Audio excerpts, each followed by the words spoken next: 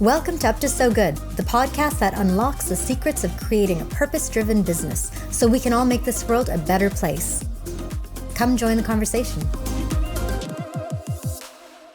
Hi, welcome to Up to So Good, the podcast that explores the purpose of business. So today's episode, we're going to be talking to Andrea Chase of the B Beauty Coalition. We're going to be talking about all things about beauty and skincare that affect the planet and affect your own health. But on the way to recording that particular episode, actually a bird had pooped in my hair.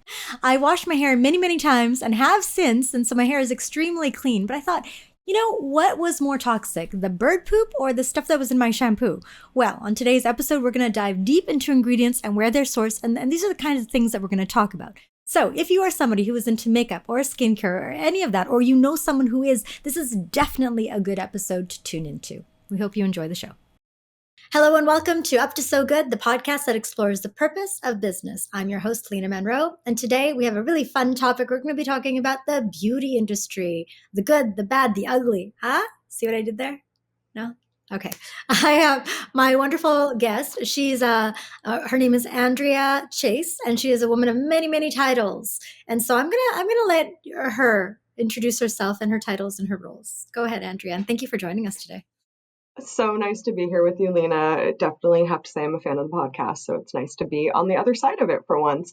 So hello, everyone. I'm Andrea Chase. In my day-to-day role, I serve the sustainability community as the co-chair of the Supervisor Advisory Board for the International B Corporation Beauty Coalition, which is an industry affiliation of all the amazing B Corps within the beauty space. And then my role is with Arbonne as the Vice President of Sustainability, where I lead up all of their sustainability initiatives for our own beauty, personal care, and nutrition products. So I'm really excited to be here to deep dive on the good, the bad, and the ugly, as you said, and really the opportunity of the beauty industry to be a force for good for people and the planet. I mean, there is such an opportunity. Yeah, I was actually, this is one of the first interviews we've done not in studio. And so we were racing, trying to figure out how to, we had a few technical issues to start this up. And I was putting my makeup on pretty late. And as I was just thinking about this. And I don't usually put my makeup on so late in the game. I usually come kind of dressed up and, you know, honestly, a bit makeup out for the cameras. That's what we do.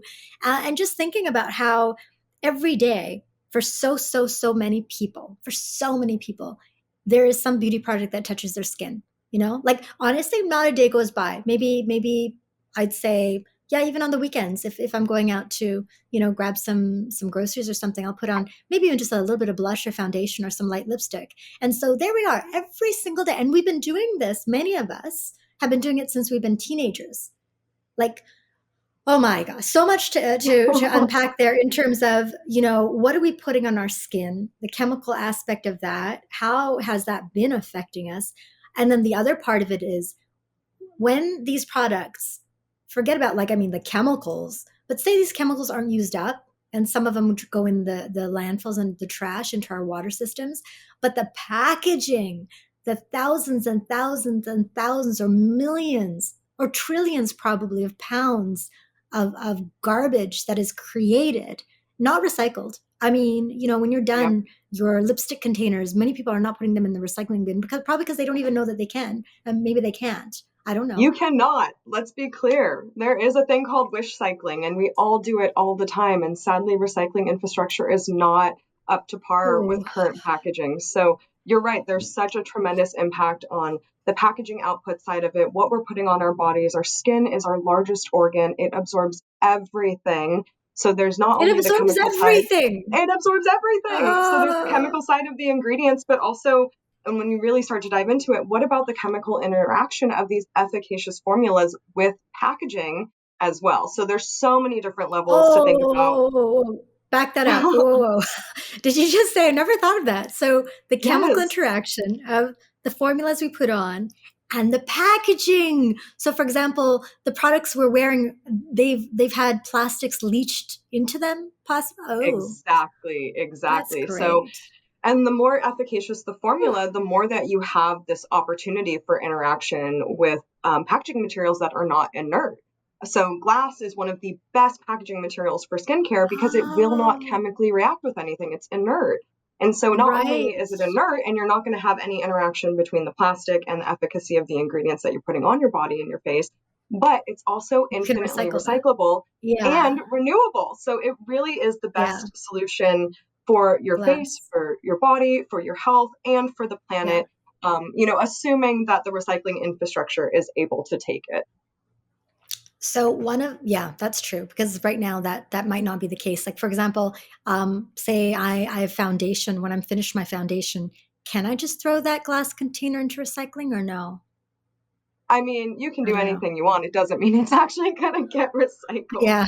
So, the best Um, practices with recycling to ensure that you're optimizing the opportunity for that package to, have another life afterwards is you have to mm, clean out whatever is in that package. So, give it a good rinse, to say the least. Obviously, it's a little bit tougher with a foundation, but if you can try to rinse it out, remove the pump or whatever applicator was on it, separate the two, rinse out any of the materials inside of it, and then you will certainly have the best chance possible for whatever your local municipal recycling facility, or MRF as we like to call them, will be able to take. So definitely be sure that anytime you're recycling, whether it's makeup, beauty, food packaging, clean it out. Otherwise, you will not have the opportunity for that package to see another life. and also, I guess, really researching products that are sort of ahead of the game, because there are more and more brands that are offering either a product line, and more product lines that are they span sort of all kinds of things, like being, say, vegan, not cruel to animals, Yeah. reusable packaging, because that's also another wonderful thing. Where I came across like a lipstick, for example, and it's from and we don't really endorse products here. I mean, we can, but no one's ever asked us to. So if I'm talking about a product, it's like actually personal experience. There's a beauty brand called Lush, which has a lot of really incredible, healthy, organic, and just I like Lush a lot, actually. See, look at, I'm endorsing their products. Oh man, for free, but okay, whatever. One of the things I love their mascara is the only mascara that's never irritated my eyes. Okay, that's interesting. So whatever they've got going on in their mascara, I don't Yep. know. That's fantastic. So their ingredients are pretty good. But the thing I came across recently was their lipstick.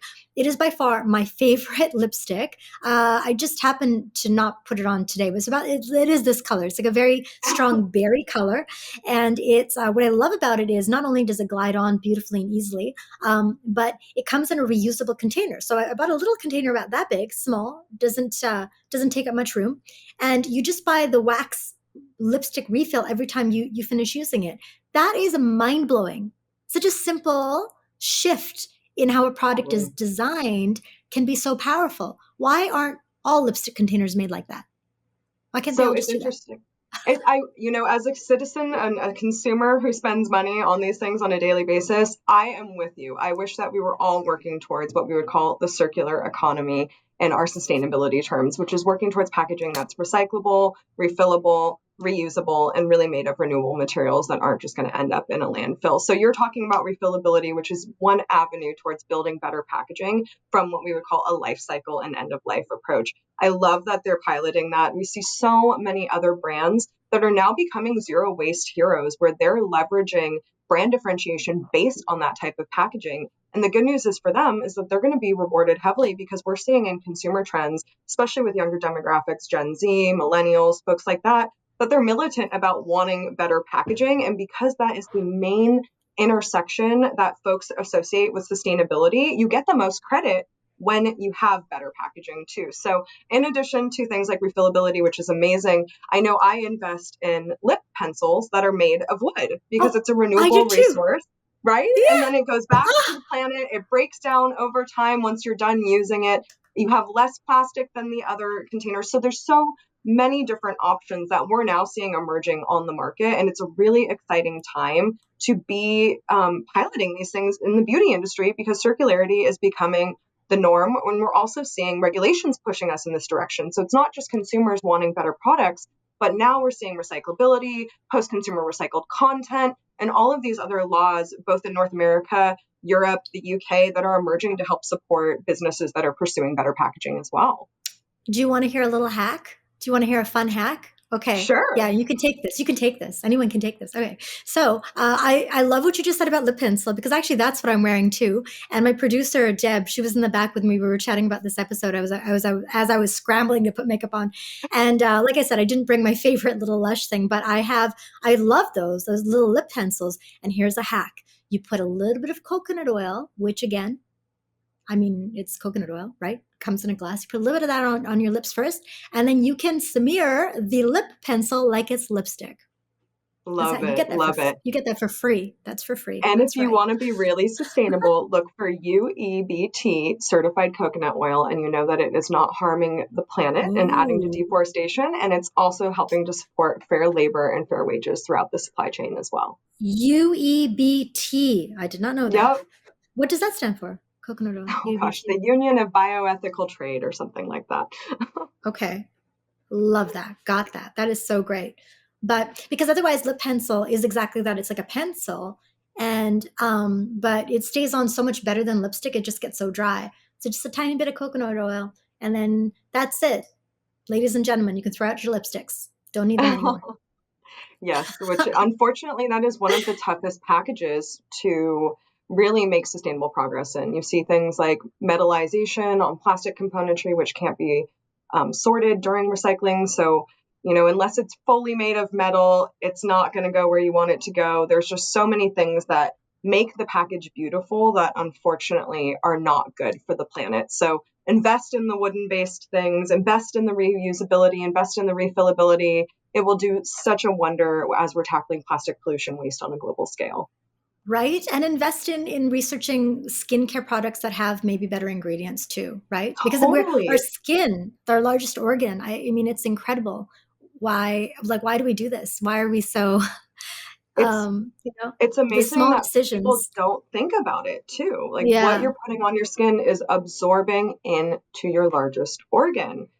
Parabens, phthalates, hormone disruptors, bioaccumulated toxicity from soil practices. I mean, there's so many aspects of this that can impact your health. And I think that's really driving the clean beauty trend that we've seen hyperspeed over the past 5 years, as well as global regulations on what you can and can't put in your body that are really being driven by the EU. I have to say, North America is a bit far behind Yeah. and Mhm. consumer protections, especially on the Mhm. ingredient side of things. So it's really cool to invest in brands that are aligning with European standards, that are going beyond clean, that are going beyond, in the United States, it's FDA regulations, but in other countries, whatever that basic governmental regulation is, to make sure that they're protecting consumers. And all of that is going to help with your health. It's going to help with your wellness. And it's also going to help with the planet because those ingredients and the way that they're sourced do have an impact on the planet, especially when you're working within beauty. And it's so much of them are bio based. I just want to go back to a couple of things you said. Okay, you said something probably too quick for me to pick up on. I picked up on a little bit. Did you say something about from the soil, toxins from the soil impacting our Yes. beauty? Okay, Yes. can you So explain? when, What do you of mean? course, so much of beauty and especially emerging clean beauty brands are focused on bio based products. They're focused on plant based ingredients and really taking the best of botanicals to serve human skin, to serve human beauty, etc. When you're growing plants, the soil that they're growing in, the practices of the growing and the farming impact the plants themselves. And we especially see this within the nutrition side of our business at Arbonne, is you can see a bioaccumulation of pesticides, of toxins, of heavy metals within the soil Oh, I itself. see. So, for Okay. instance, for us to understand that bioaccumulation and to mitigate it, we batch test every unit of our protein powders to make sure that there are not heavy metals in them. But if you're not paying attention to these soil remediation practices, or you're not sourcing through organic or regenerative organic certified, or you just don't even know the farm that it's coming from, which is all too common in this I don't know industry, the farm. I don't know the farm where my lipstick came from. most Oh, businesses don't what? even know the farm where it's coming from, which is Wow. crazy. Yeah. Yeah. My And there can be goodness. real health impacts on this. We have a very globalized ingredient network of folks and suppliers within the beauty industry. And you're Mhm. seeing the impacts of climate change disrupting the ability to grow certain ingredients. You're seeing the impacts of deforestation disrupting the ability to grow ingredients. So it's not just the animals, there are real effects on supply chains that have to do Mhm. with plants as well, which so much of Mhm. clean beauty is really rooted in that vegan philosophy and plant-based Mhm. philosophy. And we can make a difference. Like, the people with their buying dollars, like every time you pick up a beauty product, thinking about the ingredients, where it comes from, doing a bit of research, and recognizing the end of life of that packaging. Where is it going to go? Is it recyclable? Is it reusable? All these things make such a difference, don't they? Oh, they really You do. I'm know? such a firm believer in that we must vote with our dollars. I think it's more important Yeah. today than it ever has been before. We need to reward businesses that are making that leap of faith for equity, diversity, and inclusion, for environmental impact. We all have Hmm. the power as global consumers to direct markets. It is really, really, I want it to be inspiring and empowering for us, because what we do and who we support is important. So having a basic understanding on, as you mentioned, the ingredient certifications, or what I would like to call product or process specific certifications that are important to you: vegan, cruelty free, non GMO, organic, regenerative organic. Those are so, so important. But for those of us that are starting to just tiptoe into the sustainability world and haven't spent our careers in it, the easiest way to identify is the B Corporation symbol, which I know you're a B Corp.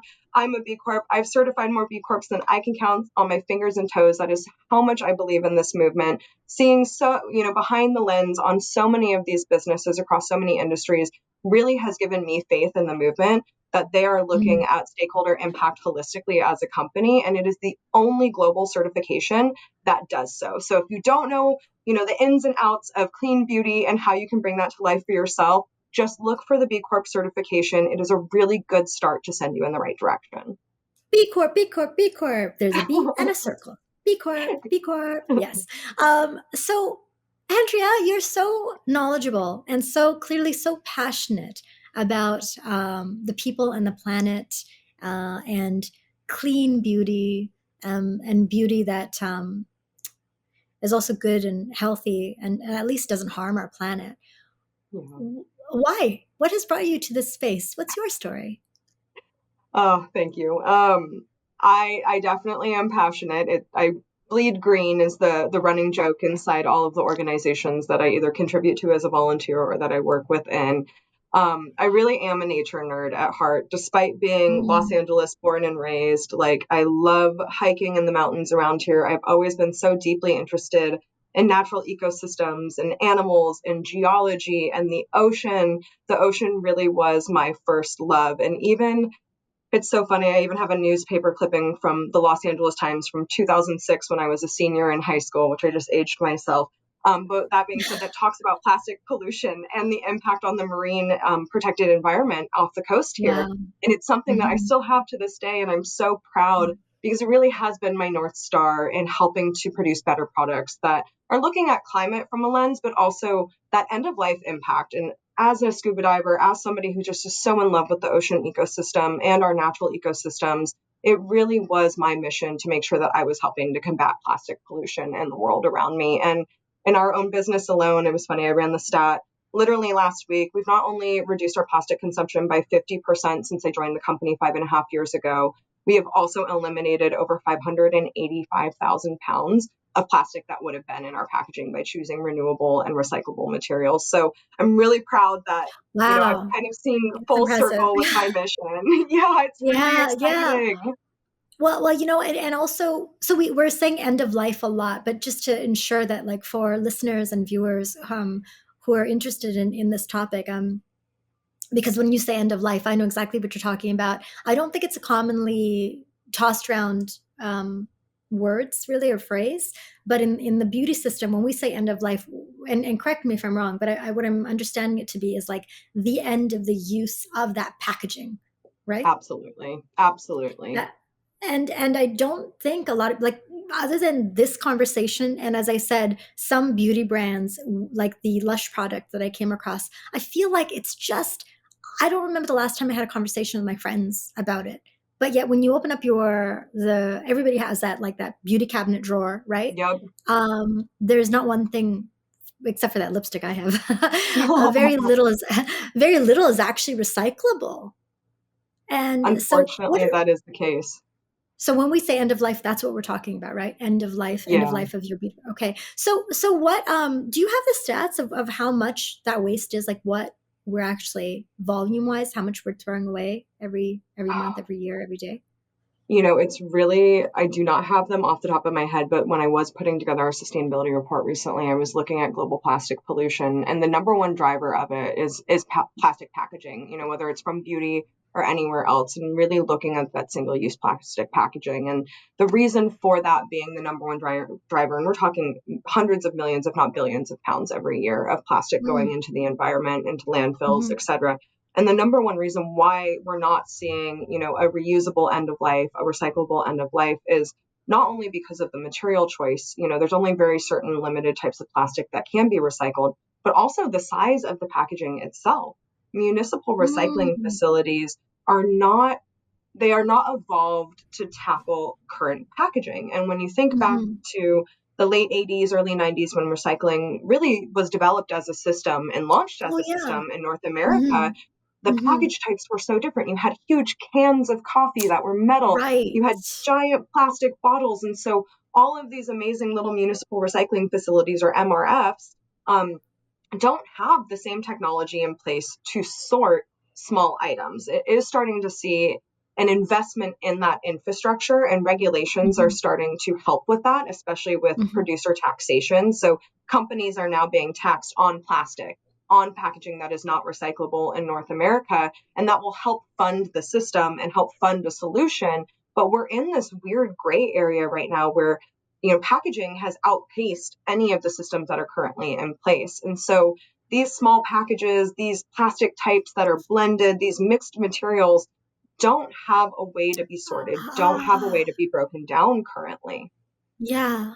So we're actually being sort of kind of like impeded by and shot in the foot really because of our innovation. So being able to innovate so quickly to make, like you just said, mixed material packaging or really small or probably dyed packaging or whatever Yep. we're doing to make something look really pretty. Oh, wow, that's very difficult to recycle. And then it adds to our water waste or landfills. And that's all problems. That is Yeah, incredible. Um, unfortunately. I wish there was more education in this, like I wish there were more, because I feel like until you think about it, you just don't think about it, right? We take it for granted, You right? totally do. And it was like, I want to say about 6 years ago, I really tried my best to be zero waste in my lifestyle. I Wow. really, really genuinely Yes. tried. It is almost impossible, and it is Very so hard. Yeah. frustrating. But in Yeah. that dig, because there was quite a deep dive of research for me, from my kitchen to my Yeah. bathroom to Yeah. everything in between, to understand how I can mitigate, plastic pollution and one-time use. Hmm. I have to say that there's been such an evolution since that preliminary dig, where you see businesses that are growing based off of zero waste, that is their stance of differentiation. Atique, which is an Wow. amazing organization Yeah. within B Beauty, a certified B Corp, North American based as well. They launched only dry and solid shampoo bars and conditioners. They are not even looking at launching in recyclable aluminum or anything like that. They're like, why do we even have this packaging? It's a waste of resources.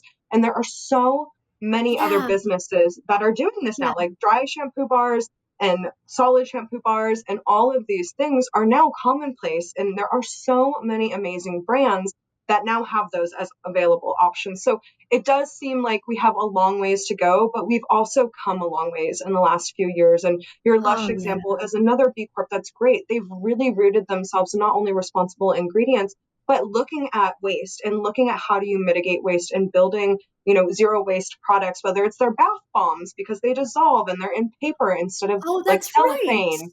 So there's Yes. so many Yes. little things that you can do.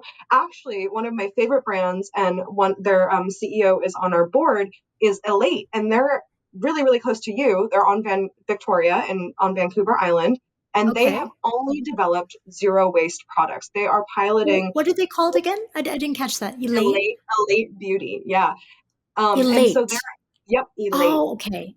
and Gotcha. they're piloting things like fully aluminum mascara. So it Mm. is recyclable because metal is infinitely recyclable. They're piloting refill programs for blush, for makeup. There are so many amazing examples now of companies that have built themselves around solving the waste problem. Those are just a few of my favorite ones. And for anybody out there who wants to find more, please go to bcorpbeauty.org, as all of our members are piloting some sort of circularity, cruelty-free, and have all of bcorpbeauty.org. Yep, Okay, and okay, that's the B Corp we're gonna list that website on ours as well. bcorpbeauty.org. And I'm sorry I interrupted you. You said they're piloting all all kinds of our of companies within our organization are piloting amazing. things: regenerative agriculture, responsible ingredient sourcing, fair labor in supply chain, circularity of products as well. So that is a really good cheat sheet of amazing brands within beauty who really give a hoot and are going beyond what I would call Yeah. common practices within our industry and actually greenwash practices within our industry. Well, if I can just share a tiny personal story, I'm really privileged to get to host this podcast. We're still a very new podcast and kind of an offshoot of our design agency, All Purpose. We focus on, we're very passionate about learning and, sharing stories, especially in using corporations as a force for good, sort of the premise behind the whole B Corp movement. Um, and I will say that every time, for me personally, I learn something, I feel like it changes my behavior. Like right now, I'm wearing something that is like organic cotton and very minimally dyed. Good. And I'm thinking about the products that I'm starting to wear on my face. But now, especially after this, I want to thank you so much for sharing these insights, because it's almost like you can't unsee what you see, right? And Totally. and you're helping, and I hope more and more people do this. This is really important work. You're helping us uncover some of those things that people aren't even thinking about, sort of the dirty secrets, the ugly secrets that are within the beauty industry that we just sort of take for granted because we don't really Totally. know. We haven't thought about it. Like I've been wearing lipstick for what, 20, 25 years now. I'm aging myself. Maybe I started wearing lipstick like when I was a little child. I don't know. But we don't think about these things because it's part of our day to day. It's part of our culture. But the more you dig into it, like I know for me, by being on this podcast and connecting with guests like you, experts in this whole arena, personally, I've benefited so much, but I can't unsee it now. So I think about organic cotton. I think about material fabrics and dyes Yep. even. And I hope that our listeners, their takeaway is when they're putting anything on their face, the beauty, the creams, foundation, lipstick, all the eye makeup. There's so many eye Everything. products. Why do we have so many eye products? It's I'm crazy. wearing a few of them right now, but eyeliner, eyeshadow, mascara, the tacky stuff that you put on before the whatever that is. I have that at home. I don't know what it is, but it's supposed to help it like stay on. What is that? that tacky stuff. What is it? Primer. The primer. It's Okay. like, oh gosh, I'm dating myself. The primer. But I hope that a takeaway from all this is like just think about it. Think about what you're putting on your face every single day, and then what And ends up going into landfill. and it's not just what you're putting on your face. One of the most fascinating recent developments is the scientific research behind microplastics. So, yes, Microplastics. they Oh, can leach go into on. your formulas, but Hmm. did you know almost all of our active wear is made of poly-based materials, I aka do. plastic-based materials? Yes. So all That's of us horrible. lovely workout enthusiasts, and Arbonne's mission is literally sustainable healthy living. So we are at the apex of healthy living and sustainable products and merging them together through activities. But every time you go to work out and you wear one of those little poly-based lovely yoga pants or yoga shirts, and you are sweating your tushy off in there because you're having a good workout and your skin is now absorbing everything, research is now finding that your skin is absorbing microplastics from the workout gear. And then these microplastics are infiltrating themselves not only into our bloodstreams, which can add to plaque buildup and is now causing heart disease failure at increased rates, it's also being found in our brain, which is absolutely mind blowing. So it's not just an environmental problem, it's a health issue, and it will become a emerging health issue as there's more scientific research backing these things up. So it's just so important, whether it's your skincare, whether, as you mentioned, linen, cotton, what are you wearing? Your body is going to absorb these Yeah. things, and we can change our behavior based when we do know things to make sure that we are building a healthier lifestyle for ourselves. We did a whole episode on clothing on microplastics and like we'll actually no I'm just saying we did a whole episode. I think that we've talked about it in several different episodes because we've had people come in here that are talking about things like clothing, etc. And you know that's like again one of those things that people don't think about. Ever since then I have not been able to have anything. I can't buy anything with the word poly in the ingredients. So the most common one is polyester, right? Yep. So Yep. polyester is like the biggest culprit. It's basically plastic, Yep. and that stuff that It you're is absorbing plastic. as you're working out. But when you say it is plastic, so It's polyester is the one that plastic. I know of. Are there more poly things that we should be? Are there other words that are pretty common? That's a good question. Off the top of my head, I'm totally failing. Polyester is definitely the number one. You will be able to see on the tag, though, if it doesn't say cotton, if it doesn't say linen, if it doesn't say tencel, it is likely made, or wool, for instance, Wool is good. cashmere. Yeah. Yeah, all of those are great because they come from an animal, they come from a natural material, they come from a plant. But Yeah. polyester, along with, oh gosh, I'm trying to think of some of the other ones, rayon. I mean, there's so many man made materials that are literally Yeah. plastic woven into string, just stretched Yeah. out, and then Yeah. woven into a garment that are not good for you. And a lot of the time, these Yeah. plastics aren't tested to the same level as we see with food products, as we see with beauty products. And so you can see an even worse impact of them because you don't have those standards that are in place to monitor them. What should consumers avoid? So, for example, what ingredients and what should they look for?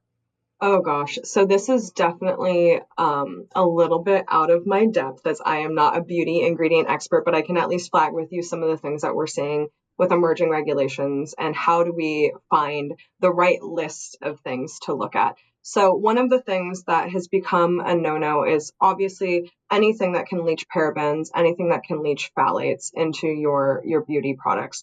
To avoid those types of things, you should look to European regulations to understand what's not allowed. So in Europe, there are quite a few more ingredients than in North America that are Uh, banned. They actually gotcha. banned about 1,300 ingredients that are commonly used in North American products. What? Yes, it's Wow. not a small amount. And That so is when you incredible. see, yeah, it's wild. Honestly, it took me, Europe bans 1,300 of the commonly used type of ingredients that, oh my goodness. yes, Okay. yes. And Wow. all of those lead to hormone disruption. It could have been cancer, it could have been bioaccumulation. There's all these different reasons why they were banned in Europe, and for whatever reason consumer protections are not as evolved in North America to do so I highly recommend, when you're looking at beauty brands who state they're clean, what are the regulations that they're aspiring towards? What are they aligned with? Even though we're a North American beauty brand, we have all of the same bans as the 1,300 ingredients from a regulatory perspective in Europe, but have gone above and beyond to actually add another 700 high risk ingredients that we just don't think are good Oh, or that's should be used. amazing. Okay, so that's fantastic. And you've done that on your own. And I'm sorry, where do people go to find that information? So Is when it you the go to Arbonne any of website? your company's websites, you should look at their ingredient policies. It's Oh, okay, I really, see, I really see. important. So for instance, our ingredient policy has what we call the not allowed list, which bans those 2,000 ingredients. You'll find that with other clean beauty brands, especially those within the B Corp space and those within the B Beauty Coalition, we are often aligned to the same standards. So there were things like Ah, there's Sephora Clean. If you want to go look at their label, they have their own version mhm. of clean. And each beauty brand has its own version because it hasn't been a regulatory defined term yet. But you can often count on the fact that they are aligning with these regulations that are internationally leading consumer protections. So you'll see things like phenoxyethanol that's banned, which has been proven to cause issues in human health. You'll see things like looking at the amount of the materials that are allowed in each of the formulas themselves as well, because they interact with each other. And so it's really, really important to take a look behind the brand at their ingredient policies and how it relates to clean, because it is like natural was a few years ago, where it's an unmitigated free for all. So Right. unfortunately, Yes. consumers do need to do a bit of research. But the good news for us is if it's a brand that is selling in Europe, that is selling in these other, highly regulated territories, you can bet that their American products, that their North American products, their Canadian products are likely aligned with those standards because of just Gotcha. sensibility and efficiency in Yes. manufacturing. Yes, that makes sense. You're not going to see all of a sudden they've got one product for their European consumer, but then they have a totally different one for Right. their North American counterpart. Okay, well And that's a wonderful reason just to switch to European brands in general. No, but as you if were French saying beauty we is already a leader. right? They're already so beautiful. Yeah. Now we know why. But straight up, as you said, the UEBT coconut oil. I think I'm going to be using a lot more of that, just in general. Do you know it takes off makeup beautifully? Like you don't really need makeup remover when you've got a bit of Oh, good to coconut oil. know. I'm telling you. I mean, that's again just a little hack. Totally giving that to you for free. But don't sue me if you break out or something. I told my sister this, and she was just mortified. She's like, "But you'll break out. Don't smother coconut oil in your face, Lena." And I was like, "Well, okay, there is that." One more quick question. You had said we list. So are you saying Arbonne lists on their Hmm. website? Oh, Yeah. okay, great. Gotcha, But gotcha. Wow. I would be shocked if a modern sustainable beauty brand, and I can speak on behalf of so many of the organizations within B Beauty, they all Yeah, have transparency when it comes to the ingredient formulas. There are additional beautiful. certifications that you can look at. There's the Environmental Sure. Working Group. There are other local ones as well, Hmm. like UCA in the European area is very, very prominent as well to look at that health aspect of your products. So there are tons of other opportunities through third parties outside of the B Corp certification to really do a deeper dive on the ingredients and the health of the ingredients themselves. Amazing. Wow. Well, Andrea, thank you so much for this wonderfully informative and excellent interview. I know I might be going home and rethinking a lot of my beauty choices. Thanks a lot. No, I'm just kidding. That's good. And I hope that people who've tuned in, who are listening to the show or maybe watching on YouTube, I hope that, you've inspired them. I know you've inspired me for sure to really rethink their beauty choices. And by the way, you're really beautiful. I just see you on camera. I haven't met you in person yet, but you're really, really beautiful. And so, I mean, I'd love to take a page out of your book. You're using clearly, you have been, I assume, brands that are, Yes. sustainable and also don't have those awful ingredients. And look at you. This is your skin. Look at that. Just that Blush. alone. Thank you. No, I For people who are definitely. listening, they're going to have to tune into YouTube and just see your glowing skin, perfect makeup, glowing skin. I mean, it is So, really, I have to say, it's really nice to work within the beauty industry. I did not always work here. I came from green infrastructure, which is a far cry from this. But it's really nice to have access to such amazing products, to be working hand in hand with so many brands that are exploring reusability, recircularity, ingredient health, all of these things. And I do have to say, I definitely use my products from work. I have so many that I am obsessed with that have gotten me where I am today. So I do have to thank Arbonne for that. well, thank you. Thank you to Arbonne as well for letting you out for the afternoon to come join us. Appreciate that. And thank you so much, Andrea, for joining us on Up to So Good. Oh, I mean, this is something we sometimes do at the end. I don't know how this will work over Zoom, but Andrea, you and your endeavors are definitely up to so good. Huh? No? I'll Do you do want it to with sing it you. with Yeah, me? of course. Are you Yes, ready? of course I'll sing it to you. Andrea, you and your company and your endeavors, you are definitely Up up to to so so good. good. So good. Okay. Hopefully we can make it sync in the edit. I don't know. I don't know how that works. But anyway, thank you very much for being on our show. Of course, it was my absolute pleasure. Well, that's all the time we have for today's show. Thank you so much for joining us. And if you enjoyed the show, please subscribe, hit the like button, or share an episode. And if you have any feedback, questions, or comments, or show ideas, you can email us directly at hello@allpurpose.io. Thank you once again for joining us. We'll see you next time.